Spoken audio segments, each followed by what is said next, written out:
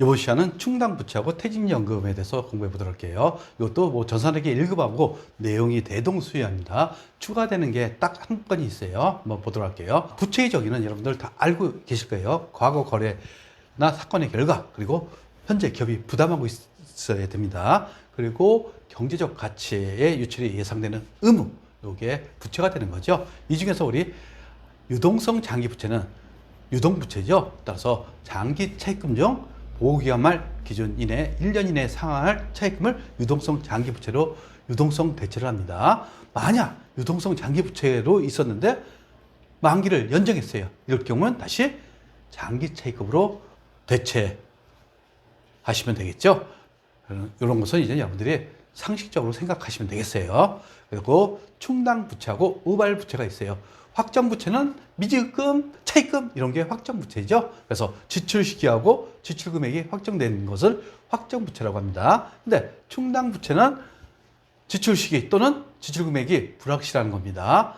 그래서 만약 금액을 신뢰성 있게 추정이 가능하고 유출 가능성이 매우 높을 경우 충당부채, 즉 재무제표 본문에 인식합니다. 근데 유출 가능성이 어느 정도 있어요. 이때는 우발부채로 해서 주석 공시를 하게 돼 있다는 거. 그리고 금액을 신뢰성 있게 추정이 불가능해요. 근데 매우 높거나 어느 정도 있어요. 그러면 요것에 대해서도 마찬가지로 주석 공시한다는 거.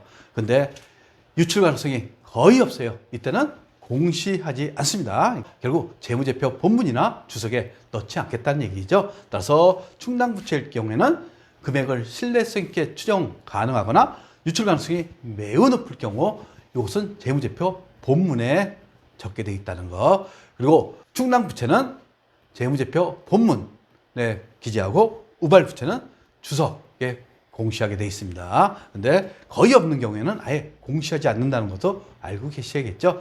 그리고 우발부채하고 상대되는 개념 우발자산이 있어요. 우발자산은 자산으로 인식하지 않습니다. 다만 유익 가능성이 높은 경우 주석으로만 보고하게 돼 있다는 거, 이것은 참고적으로 알고 계시면 되겠습니다. 그러면 이러한 충당부채에 대해서 어떻게 측정할 것이냐, 이것을 여러분들이 이해하셔야 돼요. 즉 보고기간 말 언제입니까? 결산일을 의미하는 거죠. 최선의 추정치, 퇴직급여 충당부채인 경우에는 퇴직급여 추계액을 정확하게 추정해야겠죠. 그리고 두 번째 보시면 충당부채의 명목가액과 현재 가치의 차이가 중요한 경우 현재 가치로 평가하게 돼 있어요. 만약 2년 후에 2억 나가기로 돼 있어요. 그러면 현재 시점에 현재 가치로 평가해야겠죠. 이게 차이가 많이 나요. 이럴 경우에는 현재 가치로 평가하라는 얘기입니다. 그리고 이것에 대해서는 변동하겠죠. 따라서 보고기간마다 잔액을 검토하고 최선의 추정치를 반영하여 증감 조정한다. 당연한 얘기입니다.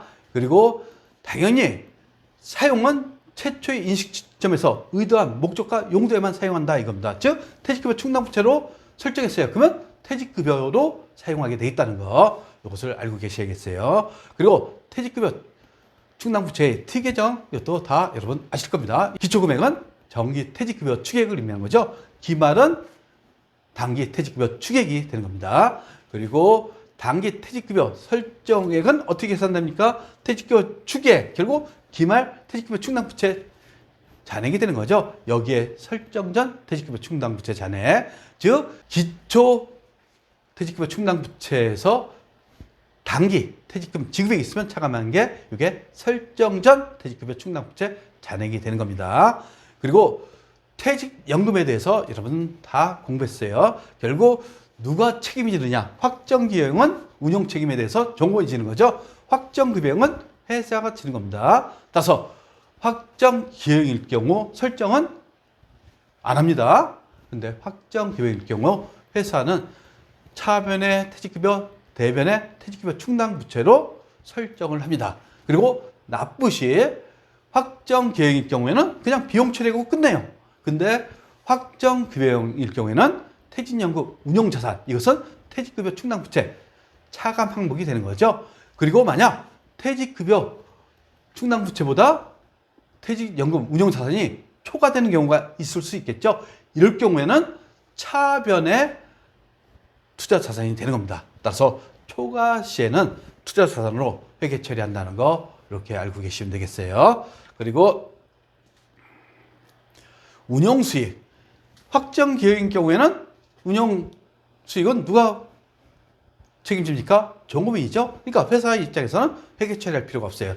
그런데 확정 급여일 경우 퇴직연금 운용자산을 늘리면서 이자 수익 또는 퇴직연금 운용 수익으로 회계 처리하시면 되는 겁니다.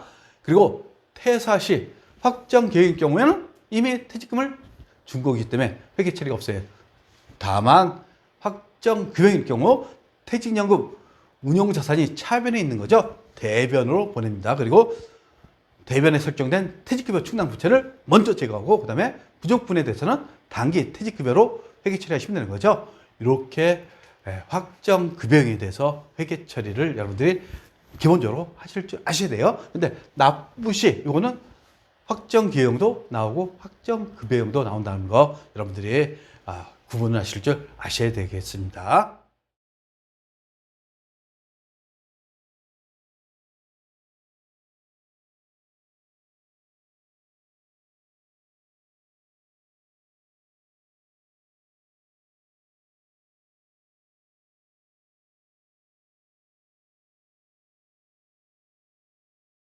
구독과 좋아요는 우리에게 큰 힘이 됩니다.